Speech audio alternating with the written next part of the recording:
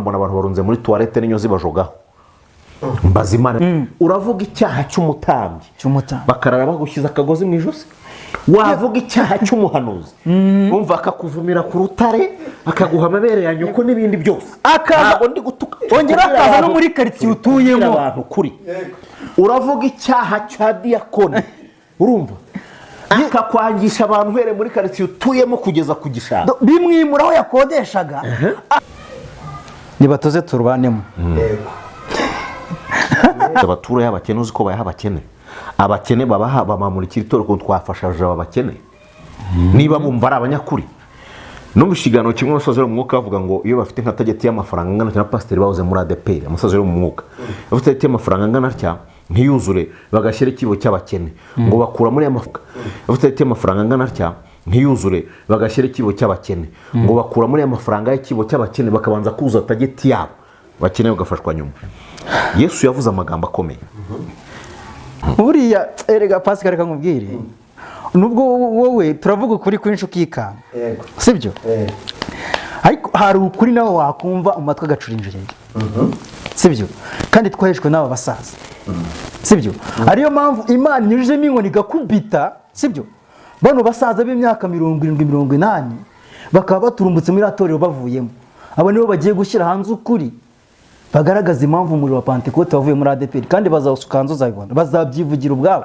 kuko babyongeye kuva nava mu nda ya mama nasinye amasezerano yo kutazabeshya kandi ngiye gukubita ikinyoma singisijyaho kizihisha sibyo baranyumva neza ndakumva nibabanze mbere na mbere bemere ko ari abakozi ba ADPR sibyo ni abakozi ba ADPR bafite kontra za ADPR ntabwo bafite kontra z'ijuru kontra z'ijuru zasinywe n'Uwiteka zidusinyiye ubwo twemeraga gupfa tukanazuka ku bwa Kristo sibyo ariko muri iyi minsi nabakozi ba ADPR gutese erega yuvuze utyo sibyo abayoboka umuriro niba uyoboka ADPR bayoboka ariko nabantu nibaze dukizwe tujye mu ijuru sibyo ariko amafuti y'umuntu ku giti cye umuntu umwe ku giti cye ibitekerezo by'umuntu ibyo byabikoze mwumvise apanga plan arayinoza ashwanyaguza itorero rivamo ibice bibiri ese niwe uzagaruka sa abisane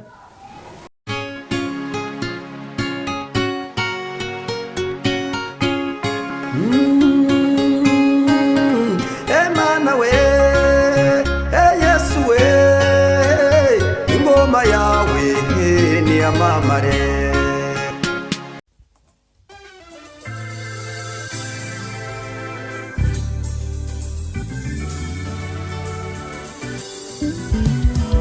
Siribi Studio ni igisubizo cyawe bahanzi baririmbyi namwe makorari mwifuza gukoresha indirimbo zanyu muri studio ni mugane Siribi Studio tubakorere neza audio na video wifuza gukora live recording cyangwa se live tugane tubigufashemo ufite ubukwe ukabukeneye abagufatira amashusho n'amafoto yabyo neza ntugire impungenge gana Siribi Studio ibiciro byacu ntabwo bikanganye dukora mu mujyi wa Musanze ndetse no mu mujyi wa Gisoro muri Uganda akarusho kandi ku baririmbyi ushaka gukora indirimbo 3 wongezwa iya 4 ku buntu ukeneye ibindi bisobanuro hamagara 0788 97 81 24 Siribi Studio ni igisubizo cyawe. Reka tubasuhuze kandi tubifurize amahoro y'Imana ava kuri Nyagasani.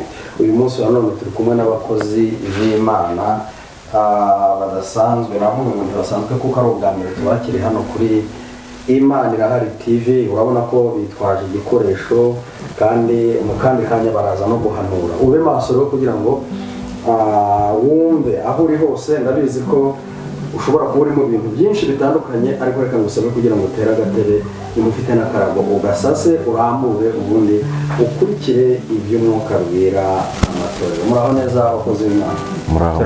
Turakomeye. Yesu nashimwe ahimbazwe cyane. Mutabazi karame baho neza ntabwo twari duherukanye iminsi myinshi, hari haciye iminsi. Imana ishimwe ko twongeye kubona amatutishwe n'ibyaha. Amen. Bishop Ntama Yesu nashimwe muvandi. Yesu nahimbazwe cyane. Amakuru y'iminsi Pascal? Amakuru ni meza. ndakubona rwose. Imana irahari. Karibu kuri Imana irahari TV. Bagiye banyandikira tuzatuzanire Bishop nta. Kubera Imana ujye babwira ko Imana ihari. Nguyu Bishop ntama namuzanye rwose. Uyu munsi araza kumena amabanga menshi. Muzi ko dufite umurimo menshi. Indani. Indani. Sawa, reka tubakire ariko mbere ya byose mbasabe kugira ngo umwe muri mwebwe abanze adushyira imbere y'Imana. Bishop, amavuta na yawe, karibu. Turagushimye kuri Imana nziza, uri Imana ikomeye, kuba tubashije kugera aha ngaha n'ubuntu bwawe, kandi kuba tugezeho tugeze ubu ngubu ni ubundi bwawe. Hari benshi twanganaga nabo batambutse, ariko hari impamvu data wa nyiringabo dusigaje kuri uno musozi, hari ibitari bitunganye tugomba gutunganya, ndetse uhereye n'uyu munsi wa none.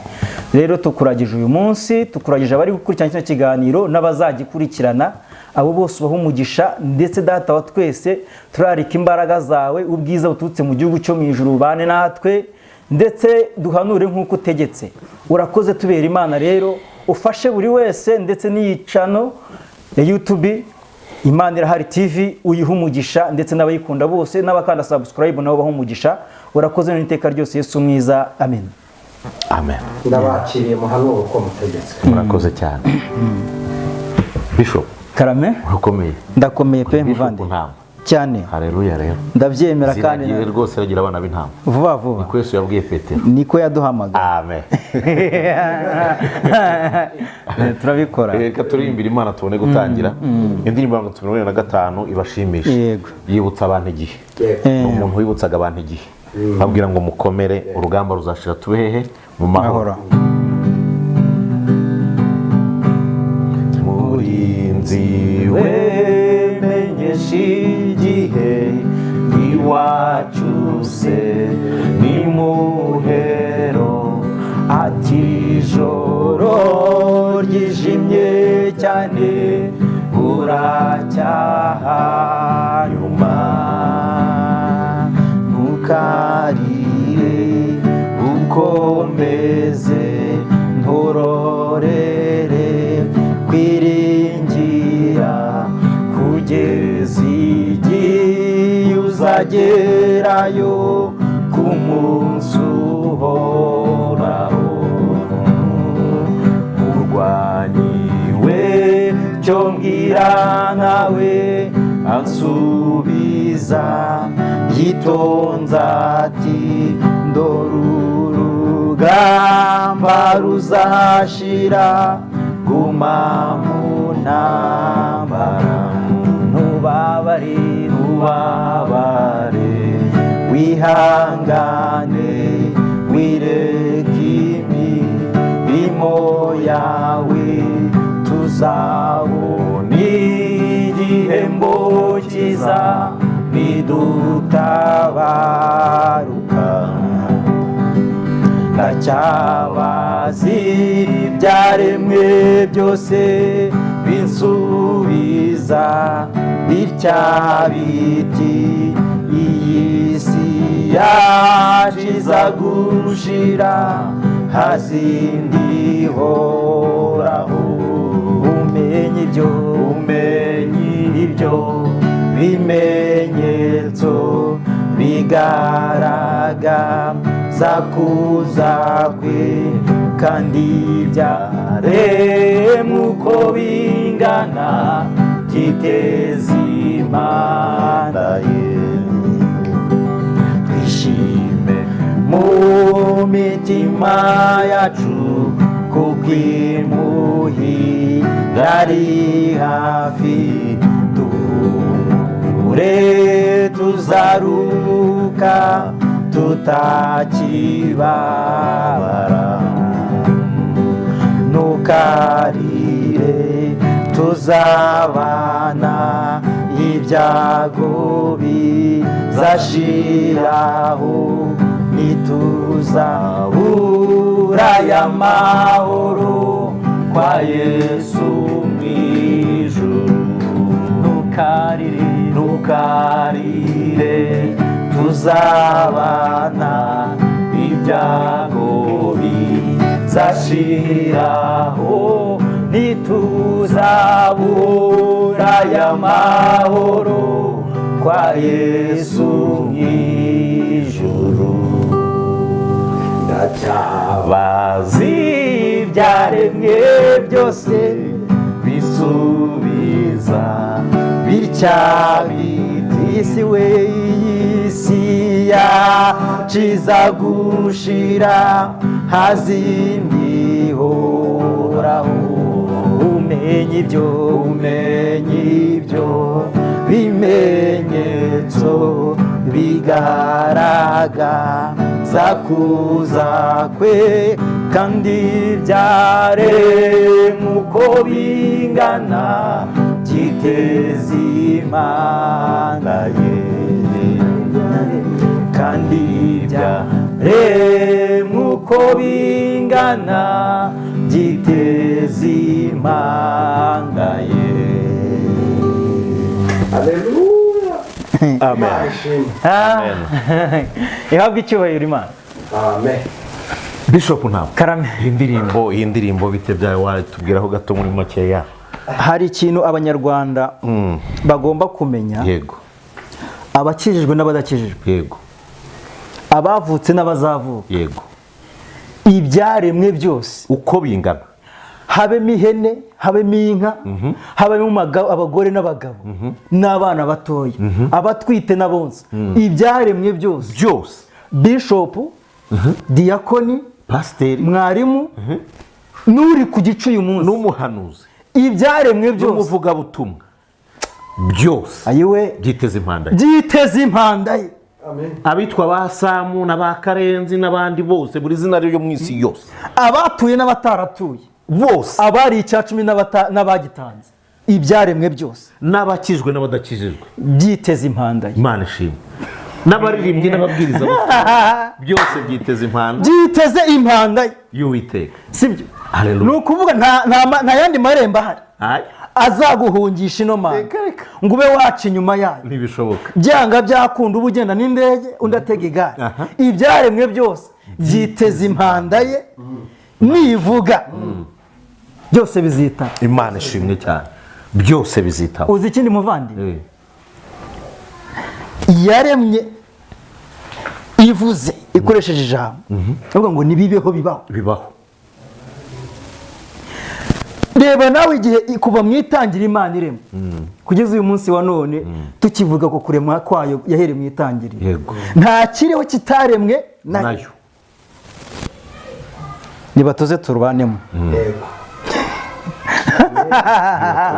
Nibatuze turubanemo urusengero, sibyo? Tubane muri kwasiteri, tugendane mu isoko, duhahe dutahe, tugende turi kumwe, kuko Imana irabireba byose, kuko ibyaremwe byose. Nubwo nushaka ube generali, nushaka ube icyo uri cyo cyose, utunga amafaranga menshi kuri banki cyangwa urore, ubu umukene urya ikiro cy'ibirayi cyangwa uhakuri, byose byiteze impanda ye. Kandi arega nubwo ari kera, kuko umurwanye ku gitero cya kabiri yavuze ngo murwanye mbwira nawe, ese bimeze bite? Abwira ati yewe guma mu ntambara, urugamba ruzashira. Haleluya. None se nimba urugamba ruzashira, n'umurwanyi, sibyo? Guma mu ntambara murwanyi, urugamba rurahari kandi ruzashira, sibyo? Bivuze ngo byajyari mu byose biri mu rugamba, kandi urugamba ruzashira, kuko hari igihe cyo gutonda umurongo twiteze impanda ye, sibyo? Kuko aha ngaha aravuze ngo ndacyabaza ibyaremwe byose, ni ibyaremwe byose, atavuze na kimwe. nubwo bishakira ibyaremwe byabo, ariko Uwiteka ari kumwe natwe. Hari uburyo barimo barishakira ibyaremwe byabo muri iyi minsi, bo ubwabo barimo baratoranya intama, sibyo? Bagatoranya intama ngo bo bagahita baziciraho n'ikintu gisa nk'aho ari iteka, kuko ubushobozi bwari ubw'Imana bwabaye ubw'abantu. Muri iyi minsi abantu barabwihaye, ntabwo ibyo ngibyo twabijyaho impaka, sibyo? Ariko umuririmbyi aravuze ngo ndacyabaza ibyaremwe byose, nabyo bikansubiza, sibyo? Urumva ntabwo byamwihoreye, nibahame hamwe. Imana ishimwe cyane. Nibahame hamwe, twebwe twaje dukorera Imana nk'abazapfa ejo, sibyo? N'ubundi uko byagenda kose umurimo ni uwanyu. yego antene tuyisubije umuyobozi rwose twari twakwatse ijambo urakoze cyane Bishop Ntama ariko Ntama usengera njyewe nsengera ku isi. usengera ku isi ndavuga idini rya itorero se itorero rya Kristo idini idini rya rindi rya ADEPR tutarasimbukaho idini icyiza no ko umuntu ajya aryihorera. idini ni nta iry'abantu kintu rimaze ahubwo twita ku itorero kuko n'amategeko agenga ayo madini bayandikishije ikaramu z'abantu. amategeko agenga ayo madini azana disipline. ubwo n'abantu bariye icyacumi batakirya se kandi ababishopu abapasiteri bo muri ADEPR mumaze igihe kinini mutaka ngo ntabwo bakibahereza icyacumi kandi babaha umushahara. ariko tuvugishije ukuri sibyo ngiye kuva nava mu nda ya mama nasinye amasezerano yo kutazabeshya kandi ngiye gukubita ikinyoma singisijyaho kizihisha sibyo uranyumva neza ndakumva nibabanze mbere na mbere bemere ko ari abakozi ba ADEPR sibyo se ni abakozi ba ADEPR bafite kontra za ADEPR ntabwo bafite kontra z'ijuru. kontra z'ijuru zasinywe n'Uwiteka yazidusinyiye ubwo twemeraga gupfa tukanazuka ku bwa Kristo sibyo. ariko muri iyi minsi ni abakozi ba ADEPR. gutese erega iyo uvuze utyo n'ubundi ubusanzwe mu buryo bw'umubiri muri abakozi ba ADEPR sibyo. wanjye ntabwo ndi umukozi wa ADEPR ariko noneho mu buryo bw'umwuka mubarizwa muri ADEPR mugakorera Imana muri ADEPR sibyo. ayo masezerano rero Imana yakoresheje ababahagarariye abaribo bayabasinyira bivuga ngo basinye amasezerano ya ADEPR. mureke mbakize ibi Pascal reka mbanze mbwire Pascal kantu gatoya sibyo. Pascal tubyumvikane sibyo. hari uko ibintu byahoze wumvishe urabizi neza mbere yuko bahoze ari abakozi b'umuhamagaro batubwira ko bakora ubwami bw'Imana nta kontara n'imwe hano ku isi bagiraga sibyo. ariko muri iyi minsi bamanitse umwuka barahira gukorera ADEPR basinya amakontara yayo sibyo. nimba buri torero rifite abakozi babiri b'itorero rya ADEPR sibyo ni itorero kuko ni itorero nk'ayandi sibyo. ariko twebwe turacyari uko twahamagawe nta kontara n'imwe twe dusinya. ubwo rero nta bosi tubaza umushahara sibyo. ibyaremwe byose byiteguye impanda ye sibyo. twe twiteguye impanda ya Kristo turimo turavuga ubutumwa bwiza bw'ubwami. ariko kubera icyo akenshi muvuga ari uko bamaze kubahagarika mu nshingano nicyo kintu njya nibaza. ubu ngubu uyu munsi ukiri mu nshingano ntiyaza ngo avuge ibitagenda neza ariko mwebwe mwamaze guhagarikwa. bande se bande bahagaritswe ariko rero umugabo ra bahagaritswe kuba abakozi mureke ibyo rugira icyo mbivugaho. ntago turaguhereza umwanya kama yavugane na Bishop. reka mbwiye Pascal sibyo. uyu munsi baguhagaritse uri pasiteri none ubu uri Bishop sibyo kandi uvuga ko ukiri Bishop wemerwa n'Imana sibyo. ariko idini ryasanze amahame doctrine y'idini utayujuje baraguhagarika niyo mpamvu uvuga ibitagenda neza. hoya none se mumagarwa wari uhari nangiro n'ubutumwa bwiza wari uhari. ntabwo nari impari. none se uzi naratangiye kuvuga ibintu ryari uraza kuza kunsobanurira urakoze cyane impamvu yabiguteye. ariko njyewe icyo nemera ko uyu muntu akiriye ntavuga ariko bamara kuguhagarika uwo sinjye niyo mpamvu nyine nabo batakemera ko tubana. yakiriye umugabo avuga ko Imana imwohereje kugira ngo aze gusimbura umuvugizi w'idini rya ADEPR mu Rwanda ngo Imana iramwohereje ntibiteye kabiri numva ngo yahinduye. Pascal ndahiye Imana ihoraho sibyo. suzambona ndimo ndarya iminwa ndi hano imbere ya mikoro ntuzambona ndi kurya iminwa imbere y'intama ntuzambona ndi kurya iminwa mu mihanda sibyo. iyo ngiye kuvuga ukuri mvuga ukuri uko kuri kandi mvuga ibintu mu mazina yabyo sibyo. tuvugishije ukuri nta muntu muri iyi minsi uri mu itorero imbere ufite inshingano wifuza kuba iruhande rwe hari umuntu uvugisha ukuri sibyo. barasanga ngo bagendeye muri politike zidahwitse z'ibinyoma zuzuyemo ibibeshyo n'ibindi gufata inama zikanyunyuzwa noneho ukagera naho Pascal tubyihorere reka twibwiriza ubutumwa bwiza. ibi ngibi ni indi topic ni ibindi topic reka niganire ijambo ry'Imana mutabazi nawe atubwire muvande uyu munsi mufite umwanya uhagije kandi n'abadukurikiye nabo ndabizi neza ntabwo bigeze bakuraho urushinge. ndashaka kugira ngo burya nta n'uri uvugira ubusa ku musozi. Hari igihe umuntu avuga ikintu kigasa naho gikanguye umuntu wari usinziriye ndetse akarushirizaho kumenya n'ibindi byinshi watarazi. Reka Mutabazi nawe agira icyo atubwiraho. Yenda ntabwo ariyo topic yatuzanye, ahubwo nuko muririmba indirimbo inkumbuza umugeni wa Kristo urimo hariya mu idini. Gahunda yo kujya mu Gerard Pascal. Yego murakoze. Reka mvuge kuri ibi bintu.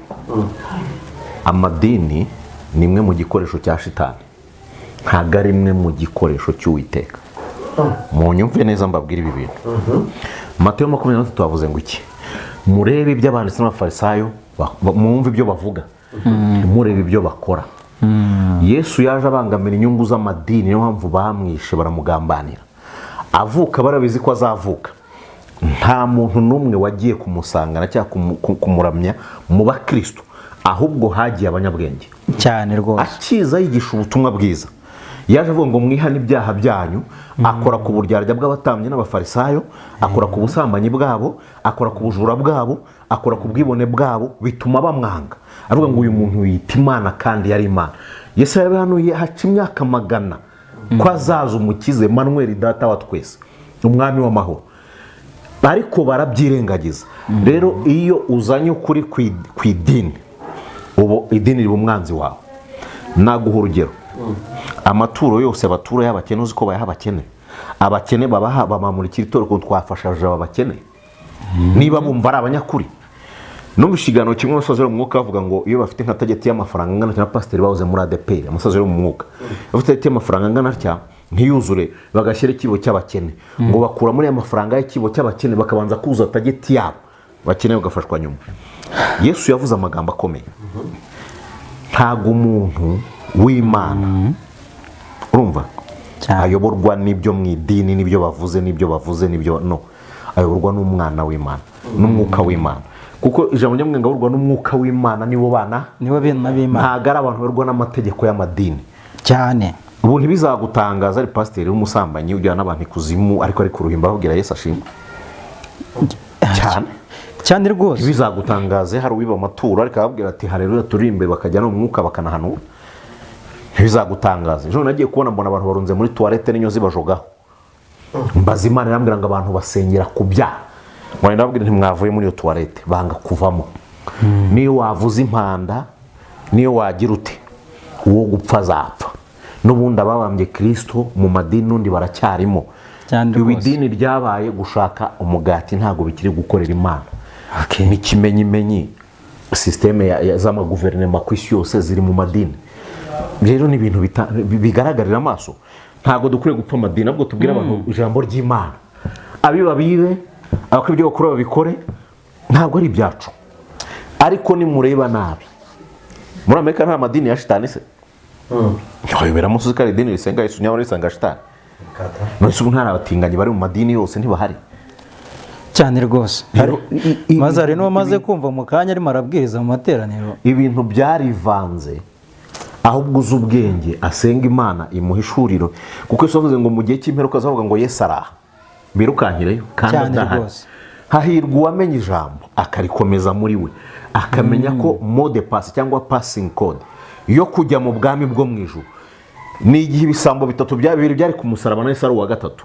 Kimwe kiramubwira ngo mwami niba uri umwami ikizo dukize cyane. Ikiri kiramureba ati uyu mugabo ko tutasangira umugi, tutasangiye dunda ubwonko, tutasangiye kanyanga, aho twategatana no gutari turi kumwe mwirigara ry'urumogi ko tutacomanye.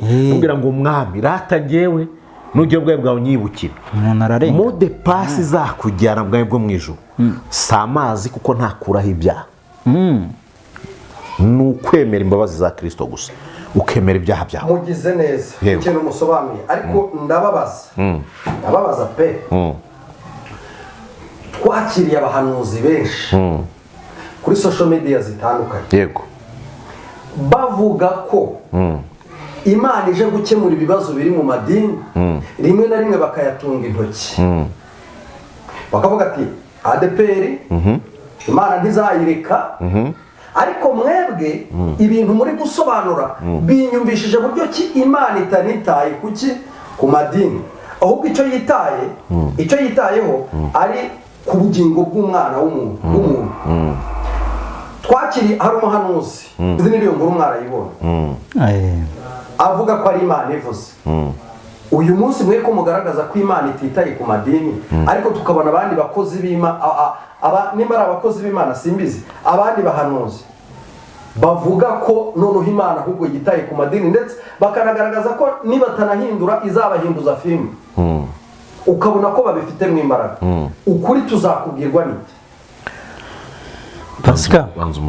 Pascal reka nkubwire uri umuvandimwe dore yuko byose bitangira muvandimwe ibi bintu byabaye Imana ibisi cyane ntabwo ari ibintu byatunguye Imana sibyo kuva mu itangiriro ry'intambara mu madini nk'uko wari ubivuze byahereye ku bwa Yesu nk'uko wari ubivuze Yesu nimba yari yiziye mu bayuda kuko bibiri twereka ko Yesu yavukiye i Yudaya Betelehemu Yuda mu mujyi wa sekuruza Dawidi sibyo hari abatambyi b'abayuda n'abanditsi n'abafarisayo bose bari bahari ariko abafashe intambwe ya mbere mu kumwamagana bari abafarisayo n'abayuda sibyo n'abatambyi bari kumwe nawe mu rusengero abari kumufasha ubutumwa nibo bamusenye sibyo ku manywa y'ihangu ndetse nibananirwa musabe n'urwo gupfa sibyo twebwe nima turakomoza ku bugingo bw'umuntu ku giti cye abandi bakaza banuranga amadini ngazivanga sibyo ndiye none ndahiye Uwiteka ntabwo mu Pentecote uzivanga na ADPR kandi abikubwiye nibinaba uzazo nshaka sibyo ntibizabaho kuko Imana yabivanguye ibireba sibyo nimba bamwe bari iburyo abandi bari ibumoso byararangiye byaranditswe sibyo nese mbere yuko bivangura kuki atatangaje impamvu bivanguye umvishe ko impamvu yari hari kandi ifatika ikomeye yari ivuye no kuwiteka sibyo abayoboka umuriro niba uyoboka ADPR bayoboka ariko n'abantu nibaze dukizwe tujye mu ijuru sibyo ariko amafuti y'umuntu ku giti cye umuntu umwe ku giti cye ibitekerezo by'umuntu nibyo byabikoze umvishe apanga purana arayinoza ashwanyaguza itorero rivamo ibice bibiri ese niwe uzagaruka sa abisane buriya erega Pascal reka nkubwire nubwo wowe turavuga ukuri kwinshi ukikanga sibyo ariko hari ukuri nawe wakumva umatwe agacurinjireye sibyo kandi twahejwe n'aba basaza sibyo ariyo mpamvu Imana inyujijemo inkoni igakubita sibyo bano basaza b'imyaka 70-80 bakaba baturumbutse muri atorero bavuyemo abo nibo bagiye gushyira hanze ukuri bagaragaza impamvu umuriro wa Pentecote wavuye muri ADPR kandi bazawusukanza uzabibona bazabyivugira ubwabo kuko bari bahari biba si byatangiye hirya se bari bahari turi bato twarabisanze ariko amateka barayahishe mwumvishe umunsi wa none bicaye ku kinyoma nabo barabizi ko ari ikinyoma batwigisha igice ngo kwa Yesu biranagana ubuse biranagana biranagana da ese abana b'Imana ntibasoroma basoroma bate mu gisirimba se aba bantu no muri pfukama niho basarurira hari umuvugabutumwa iminsi akubwira ngo ihuze n'ibihe ngo gira iyerekwa ryagutse ngo ntukagure ikinyanya ngo ufite desa iki kimene ngo ihangane ugure inyanya nzima urumva ngo nawe yizeye ko azi kwambara neza wumve nibyo yigisha hose ntabwo muvuze izina Imana yarapfushije imaze gupfusha abantu ntibabimenya ubwenge bw'abantu ubupfu bw'Imana buruta ubwenge bw'abantu inshuro utabara ubwenge bw'umunyabwenge dufite hano ku isi wohereza ibyogajuru mu kirere arutwa n'ubupfu bw'Imana isumba byose ibyo byo ni kubera ko urumva Pascal urukundo rw'Imana ntirureba umuntu muremure ntirureba uwize nushaka ubutazi gusoma ngiyo nzira iyo imurikirwa n'umucyo n'injiji irawubona rero kuza uvuga ngo uvuga icyongereza n'igifaransa uzanye amahame yawe uje kureba abantu bakubiseho ibyawe ntibivamo ibyo byo ntibibaho rwose Yesu yagiye guhamagara abigishwa hamagaramo n'injiji z'abarobyi zitazi kwandika noneho injiji niyo yabwiye ngo nzakubaka cyane itorero ko yataryubatse kuri Yohana ariko yabwiye Petero uwavutse ajya ku nyanja umurobyi sibyo wavutse utarageze mu ishuri utazi kwandika kuko yataryubatse kuri Pawulo ariko yabwiye Petero ngo nzakubaka hiki itorero ubushake bw'Imana butana n'ubushake bw'abantu amadini tunayaveho duma turakara n'abatwumva tukivugire Kristo. Ubundi amadini siyo twahamagariwe. Ntabwo twamaye kuvuga kwamaza ADPR kwamaza n'amazina. Twahamagariwe kwivugira Kristo. Dusoza kuri iki kintu kijyanye n'amadini. Yego. Uyu mugabo uvuga ngo ni pastori yize amashuri menshi azanywe no gusimbura umuvugizi wa ADPR. Sinakubwiye ngo uriya ni umusazi. Barashoboka. Sinakubwiye ngo uriya ni umusazi. Ariko Pascal kankubwire gatoya ijambo batubwira ngo hazaba inzira nyabagendwa sibyo izaba ari yo kwera no gukiranuka abanduye imitima abanduye imitima ntabwo bazayinyuramo ntabwo ari inzira izanyurwamo n'abantu bavuga igifaransa neza sibyo nta nubwo ari n'inzira y'abantu bize muri Canada mwumvishe ni inzira yo kwera no gukiranuka Bibiliya tubwira ngo nawe umugenzi yaba ari umuswa ntabwo zayo sibyo yaba ari umuswa umvishe none hari umuswa hari n'umuntu uri munsi y'umuswa wa wundi bavuga ati noneho wowe urakoze cyane sinzi nimba ari we njiji umvishe iravuga ngo naho umugenzi yaba ari injiji yaba si ibintu byo ngo byandi wiyita yaba ari umuswa kajana ntazayo bino nzira sibyo bo bafatiye ku mashuri y'umuntu ugomba kugenda iyi nzira sibyo reka nyine abo ngabo nabo baze bitereremo abo bavuye kwiga reka bitereremo bagende muri iyo nzira y'igihogere nta kibazo sibyo nibirukanye tuzareba mwumvishe ariko kuri kurahari mwumvishe nibagende birukanye bagere nta kibazo twe tuzagenda nk'abari kugenda hejuru y'amagi mabisi sibyo ariko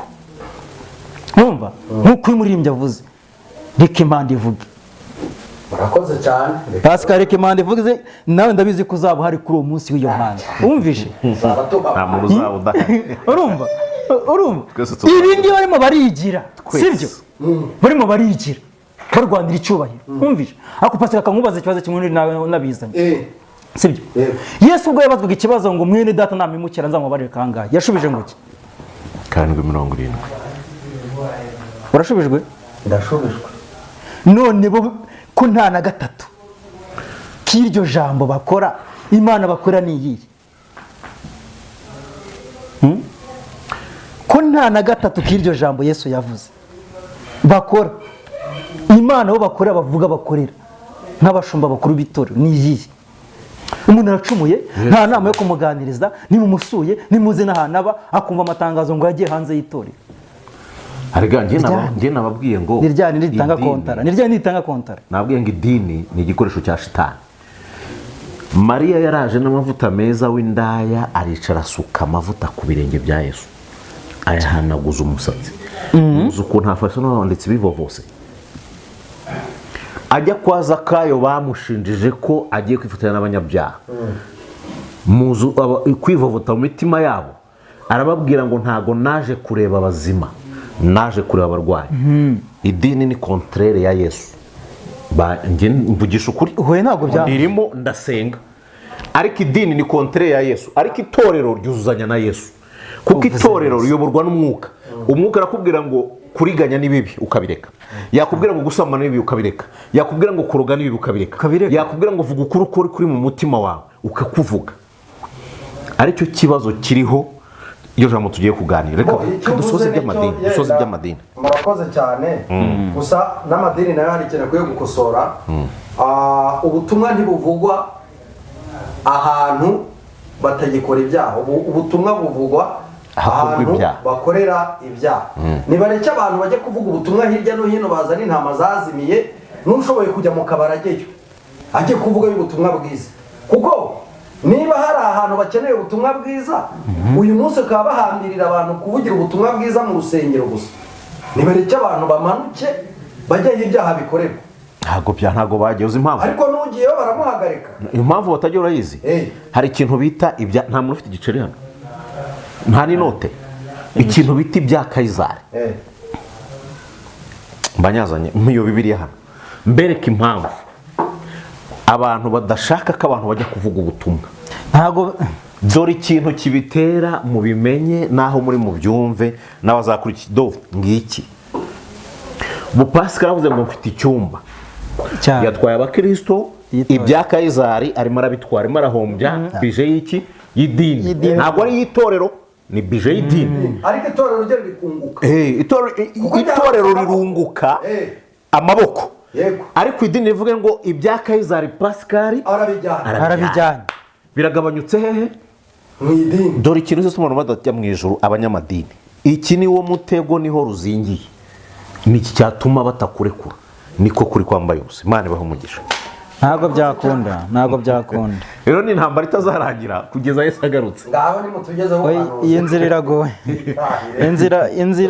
kandi Imana ikomeze inzira yo gukiranuka. Ariko batwumve ntabwo ukeneye kubwiriza amadini no kwamamaza amadini, karakanyuzeho. bibaho. Yesu ashimwe rero. Uyu mugabo niwe Bishop reka dukomeze ikiganiro, karibu rero. Reka twikomeze ijambo ry'Imana. Yego. Reka twigire mu ijambo ry'Imana. Yego. Tube turetse iby'amadini n'abanyamadini babo, twigarukiye mu bwami bw'Imana. Haleluya. Aka twisome ijambo ryiza riri mu gitabo cy'umuhanuzi Yeremiya, ibice 13. Yego. Umurongo waho wa mbere niho tugiye guhera, kugira ngo abanyarwanda n'abanyamahanga babasha kumva ururimi rw'ikinyarwanda babyumve neza cyane. Yego. Turasoma duhereye ku murongo waho wa mbere.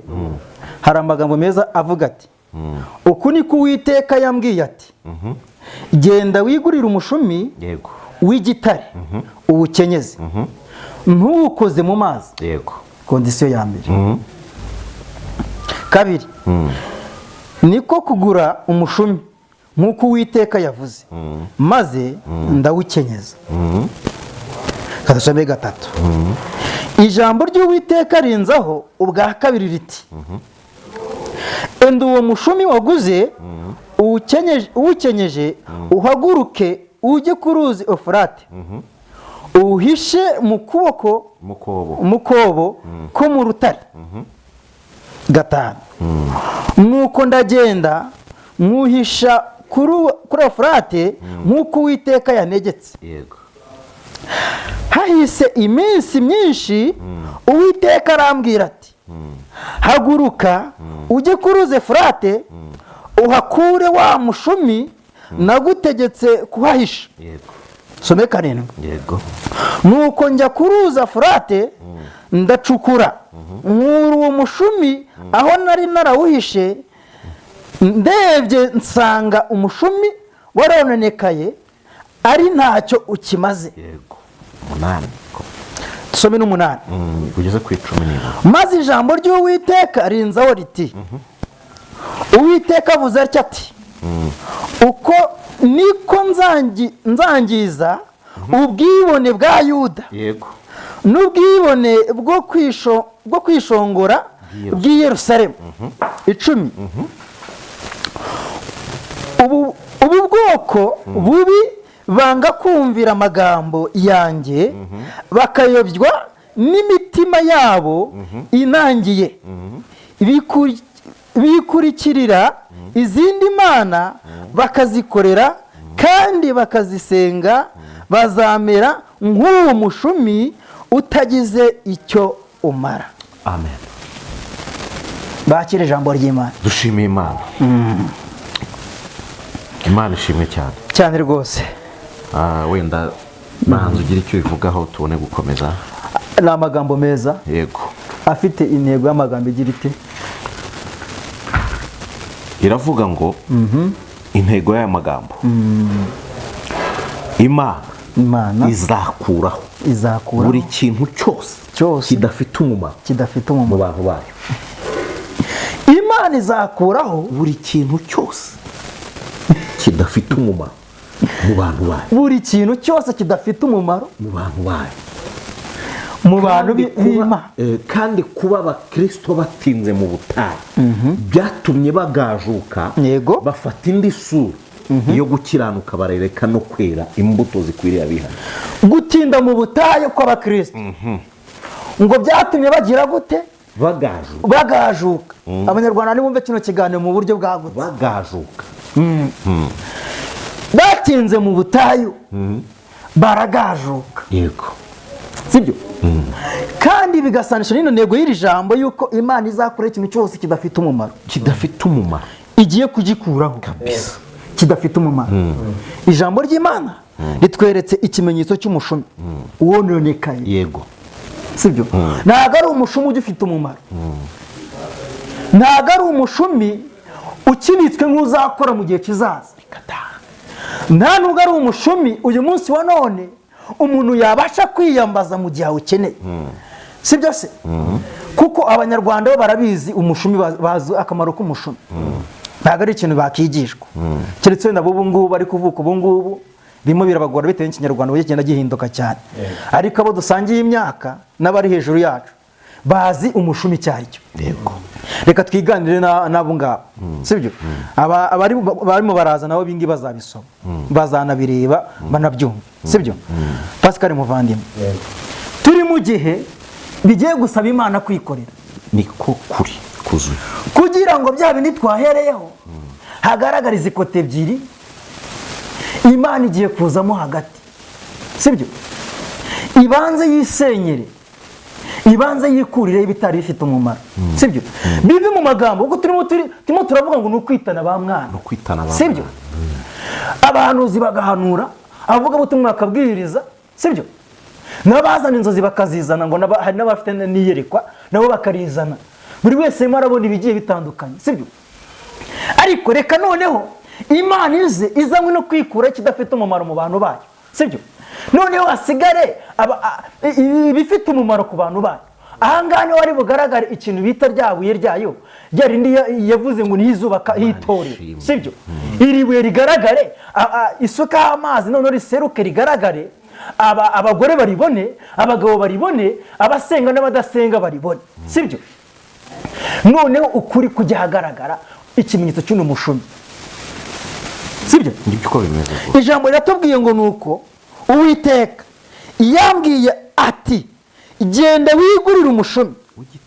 w'igitare uwukenyeze ntuwukoze mu mazi Yesu nashimwe cyane amen haleluya bene data amen muvandi wabyumvishe nabyumvishe yari kondisiyo bwari n'ubutumwa genda ugure umushumi w'igitare sinkutumye umuhondo ntukoze mu mazi ntukoze mu mazi ntumvishe uyu mushumi ndawushaka ari umweru kandi uwuzane ntuwukoze mu mazi kuko Imana yabujije Yeremiya kuwukoza mu mazi hari impamvu abantu ntibagishaka kuguma uko bahamagawe bameze urakoze cyane niyo mubwiye ngo ugure umushumi w'igitare ntukoze mu mazi abantu ntibagishaka kuguma uko bahamagawe bameze cyane bagoretse inzira z'Imana bagoretse ubwere bw'Imana bagoretse kugira neza kw'Imana hari ahantu hato numvisha amakuru yahongira ubwoba ni ahantu bajya gusenga muri ibyumba bavuga ngo bakiza abantu basenyera abantu bagakira umugabo yaravuze ngo umuntu Imana yamwe ngo nsengera abantu bane ariko avuga bane ngo arashaka abantu bane ko ngo buri wese afite 50,050 wumve wa mushumi ngo bane ngira ngo gasengere bane ariko ngo bafite 50,050 buri muntu azane senkani bane arababura abuze ngo noneho haza abafite 25 barababona wa mushumi watangiye ari igitare uvuga ngo Uwiteka aravuze ngo kira ugakira kaba ngo Uwiteka aravuze ngo bamahoro kaba mahoro warangije kugajuka byararangiye none Uwiteka asigaye akenera abantu bane bafite senkani ubwo si 200 hari waracyari umwuka w'Imana umushumi waragajutse Imana idufashe cyane Imana ibwira amagambo Yeremiya Abisirayeli bamaze kugoma bamaze kwibagirwa ubwiza bw'Imana bamaze guta no kwibagirwa ineza y'Imana baribagiwe uko yabakuye mu Egiputa bakibagirwa ineza yabavanishije bari bazi ko ari ubwoko bukomeye kuruta abandi bari bazi ko ari abantu beza bafite ijambo bazi kubwiriza babakiranutse kuruta abandi ariko baribeshyaga Imana ibwira Yeremiya ngo ugenda ungurire umushumi w'igitare uwukenyeze utawukojeje mu mazi hashize iminsi arabwira ngo noneho ufata wa mushumi iminsi ibaye myinshi ngo ugende ubwo ni iminsi myinshi ku muhanuzi yego ntago akibasha kwihanganira inzara nta kibasha guteza iby'Imana yamugeneye arashaka gutubura Imana ishimwe cyane ucukure ku rutare ku ruzi Ufurate hari urutare ucukura ko bushyiremo utabe witahira noneho numara gutaha utuze. Iminsi imaze kuba myinshi, Imana ibwira ngo noneho usubira kureba wa mushumi nakubwiye ngo utabe, ngo ahageze asanga warangiritse. Niko agakiza kamera, iyo ukazanyemo ubwibone bw'ubwenge bwawe karangirika, wakazanamo igifaransa n'icyongereza cy'inshuzi yibona kakangirika. Agakiza gasaba umuntu uciye bugufi udafite ubwibone mu mutima we. Imana ishimwe. Yego, arababwira ngo ubu bwoko bwanjye nzageza ryari ko butanyumva? Nabahaye Kristo, nabakuye mu Egiputa, nabambukije inyanja itukura n'amaboko akomeye, mbaha Yosuwa na Kalebu. Yosuwa yari umugabo w'intambara, ukurikiza amabwiriza y'Imana uko imubwiye. Nibwira ngo genda wimure umusozi akawimura, bwira ngo kubita bakabakubita cyane. Kalebu yari umuntu wibutse iby'Imana yavuganye n'abantu, akababwira ngo muribuka iby'Imana yavuganye natwe. Abanza arabwira ngo i Gosheni umunsi umwe hari umucyo, mu Egiputa hijimye. Narabibonye ibyo, niyo mpamvu igihugu kiriya gihugu niba Imana itwishimira tuzakigeramo. Haleluya. Bari abagabo batandukanye ariko bari mu mihamagaro y'Imana cyane. Umwe yari umurwanyi, undi yibutsa abantu iby'Imana yavuze. Ariko ubu ndabwiriza ikote ryiza nambaye, ndabwiriza ko nuri indege, ndabwiriza ko mfite amayero n'amadolari. Ibyo nta kintu bifasha umuntu ukeneye ubugingo. Nibwo bugoryi turi gukora, nibwo bugoryi abakozi b'Imana bari gukora, bari gutaba umushumi weraga cyane, barangiza bakawureka igihe kirekire, bakaza barakayutse. Mvu nkubwira nkurabizi 2007 nasengeye umuntu akira bwaki. Ntabwo turebye 2007, tureba iby'uyu munsi. Komeza mukozi we. Niyo mpamvu rero reka nkubwire gatoya, sibyo? Niyo mpamvu aba bantu bari kugira ibintu intambara kandi byari umugisha. Ibyari kugira itorero umumaro biri gukorwa n'abakozi b'Imana, sibyo? Barimo barahindukira bakabita abanyamuvumo, bakabavuma, sibyo? Kandi uyu Kalebu uvuze yigize abwira Mose ngibuka turi Kadeshi y'Ibaroneya, Uwiteka arivugiye umvishe ko igihugu azakimaho gakondo, sibyo? Ayo magambo ntabwo yarakaje Mose, ahubwo yakanguye ubwo Yeshuwa. Ntabwo yakanguye yababaje Yeshuwa, ahubwo yakanguye ubwonko bwa Yeshuwa, sibyo? Ahangaha Yeshuwa, sibyo? Ahangaha Yeshuwa kimara kubyibuka, nimubona ngo umuntu wibutse imirimo y'Imana. Umvugiye ikintu cyiza, nta muntu ushaka ko bamwibutsa ko yababariwe ibyaha. Yego. Nta muntu ushaka ko bamwibutsa inzira yo kwera no gukiranuka cyane. Nta muntu ushaka ko bamwibutsa ko hari aho yavuye akagwa. Uravuga icyaha cy'umutambyi, bakarara bagushyize akagozi mu ijosi. Wavuga icyaha cy'umuhanuzi, umva akakuvumira ku rutare, akaguha amabere ya nyoko n'ibindi byose. Ntabwo ndi gutuka, ongera akaza no muri quartier utuyemo abantu kuri. Uravuga icyaha cya diakoni, urumva akakwangisha abantu uhereye muri quartier utuyemo kugeza ku gishanga. Bimwimura aho yakodeshaga, akaza gukodesha mu gipangu utuyemo, kugira ngo abanze asenye ubuhamya bwawe kuri uwo musozi, sibyo? Kandi akabikora yitwaje n'aba bahanuzi ngo niko Imana yavuze. Kubera iki? Wabaye nka Kalebu wibukije Yeshuwa iby'Imana yavugiye i Kadeshi, wumvishe? Nimba Imana yaravuze ko izatanga igihugu, ntabwo kuba njye nawe, sibyo? Imana yaravuze yuko izatugira neza mu itorero, sibyo? Izatugira neza tukaba abadiyakoni mu itorero, sibyo? Cyangwa se abapasiteri. Ntabwo kukwibutsa ko Imana yambwiye ko ndi umudiyakoni turi kumwe turimo turasengana mu butayu, wabikora impamvu ijya kuntengesha? Reka. Ahubwo ni isomo rikomeye bwatise, kuko Imana yaba yaravuganye natwe icyo gihe. Nibyo koko Imana yavuganye natwe. Ndibutse muvandimwe mbabarire ahantu naba narakugushije, kuko icyo gihe koko ndibutse ko twari turi kumwe n'Imana twirije ayitatu, yari yavuganye natwe turi mu mazi, sibyo? Ariko ibutse ibintu Imana yavuganye namwe muri kumwe kanyarira, mwumvishe? Muri rya joro imbeho irimo iravuza ubuhuha, sibyo? Mutitimo muratengurwa, bimwibutse gatoya, mwumvishe? Tugati uriya kuko ari we twasenganye, azi amabanga mfitanye n'Imana, araza kuyakoresha, azi iby'Imana yavuganye nanjye, azi iby'Imana yavuganye nanjye. Uyu mushumi Imana yatumye abantu, sibyo? Ngo bagende baza n'umweru, ikabuza kuwukoza mu mazi, sibyo? Nimba bari mu baranga yuko, sibyo? Ukuri kuvugwa nk'uko kuri, kugira ngo Imana yitwe Imana mu mitima yacu. tugenda n'Imana turya igaburo ryejejwe kuko twejejwe pana ibintu byo kudutuburira umugati ugura 1000 sibyo aho kugira ngo unyurireho wambwira nkajya kugura wanjye sibyo ntanagura n'uwijana nabuze n'icyo 1000 sibyo divayi ziriya ji za bwoko ki sibyo akabuni ka litiro 5 kagura ngahe karenza 4 ntago ari ako guciraho umuntu sibyo tubisengera ibikimenyetso cy'amaraso b'umutima sibyo wa Kristo tujye kwibuka sibyo ariko noneho nibireke kuba abagasuzuguro sibyo n'inyuro zigiye gutangirira sibyo si igitangaza ko Imana yarakuvuzeho nanjye ikamvugaho birashoboka yuko aho yavuze tuzagera uzantanga kuhagera ariko si kirarura gitemereye waretse n'abandi bakambuka nari ndimo ndeba muri Samuel wa mbere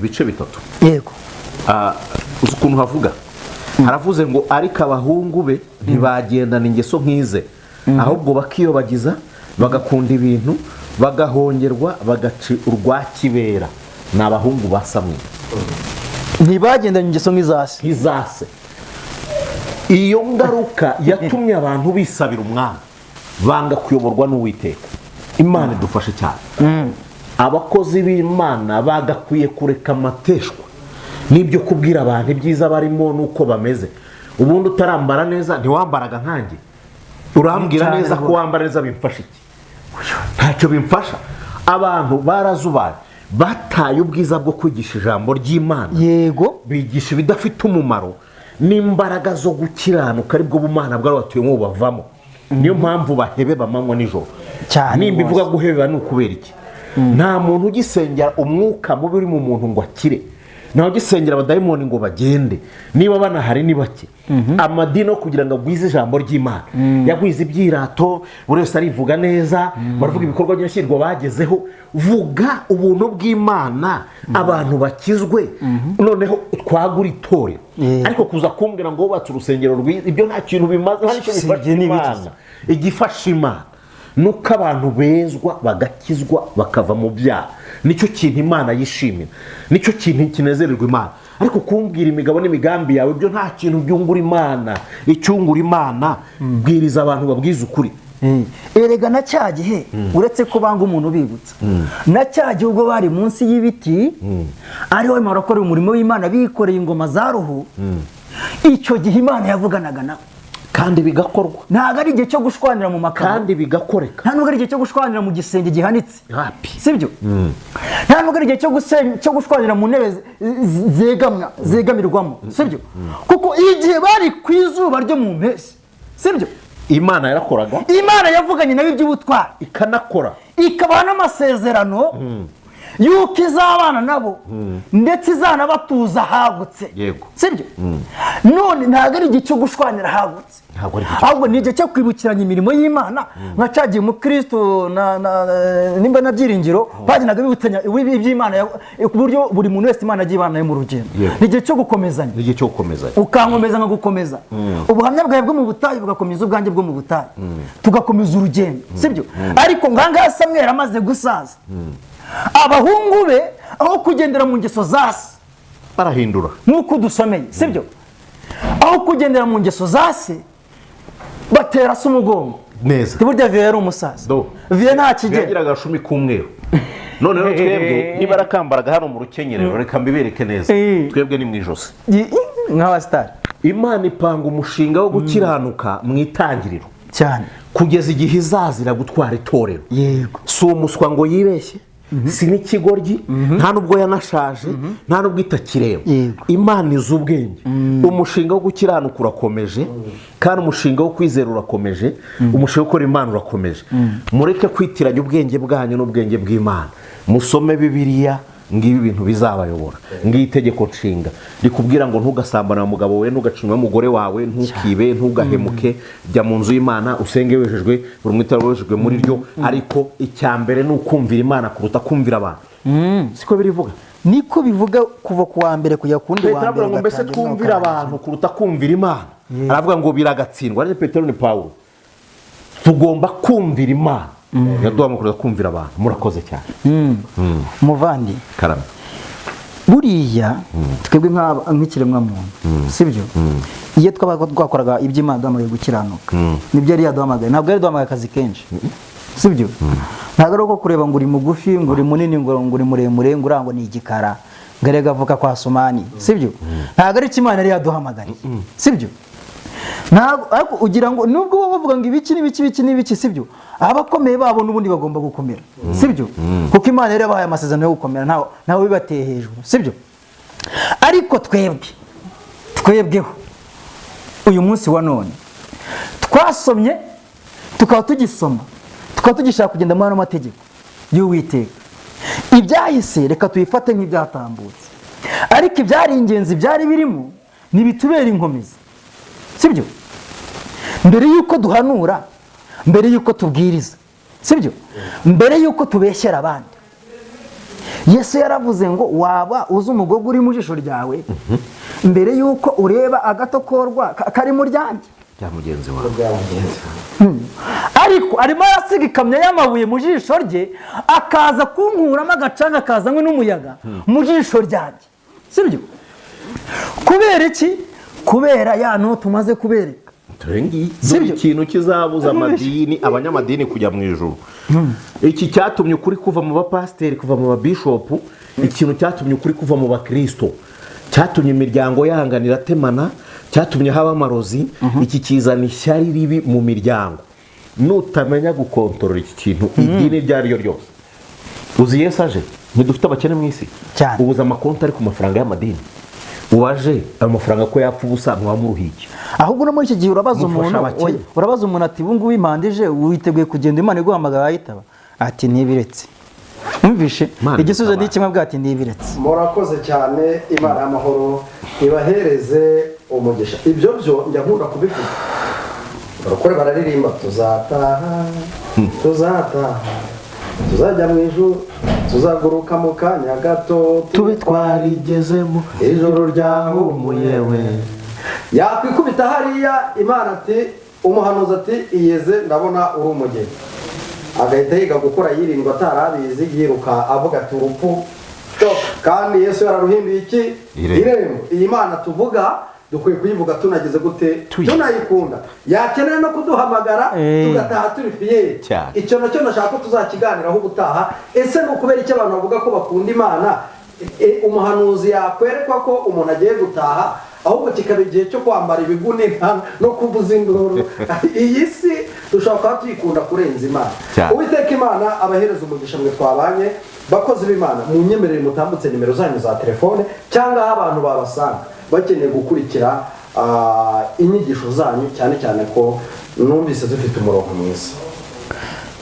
Njyewe nimero yanjye ya telefone ni 0788 71686. Nkaba ndi Bishop Namana kuri social media ni gutyo. Imana ikaduhana umugisha hose hamwe, kandi mwirinde gukora ibyaha nkana cyangwa bishoboyemo n'ababayobora ngo nuko ntacyo wabikora ngo ari umuyobozi wivuze. Ntabwo uzabwira Imana ngo ni pastor wabintumye. Reka da ndahi Uwiteka Nyiringabo. Umvishe. Yego murakoze. Ni Mutabazi Samuel amazina yandi wambona kuri 0783331688. Wambona muri weekend ntuzampamagara mu byizi rwose, kandi simpanura sinerekwa sinsengera abantu. Tukoze nzakubwira inzira wanyuramo kugira ngo ukizwe, nakubwira inzira wanyuramo kugira ngo ibyaha byakunaniye ubireke, nakubwira icyo wakora kugira ngo wumvikane no mutumvikana nibyo byose, kandi nakugisha kuvuga ukuri uko kuri ukaba umuntu muzima. Yesu abaho umugisha. Amen. Murakoze cyane mwebwe mwahisemo kubana natwe. Nimba utarakora subscribe kora subscribe, ariko ube maso kuko Yesu atari yaza urupfu rwaza. Urupfu rutaraza Yesu nawe yaza. Uhore witeguye kuko utazi umunsi cyangwa isaha azazira, kuko avuga ko azaza umugore n'umugabo baryamanye, nibucya umwe asanga undi yageze gute yagiye. Twanga icyaha n'igisa nacyo niyo nzira yonyine izatugeza mu bwami bw'Imana. Shalom.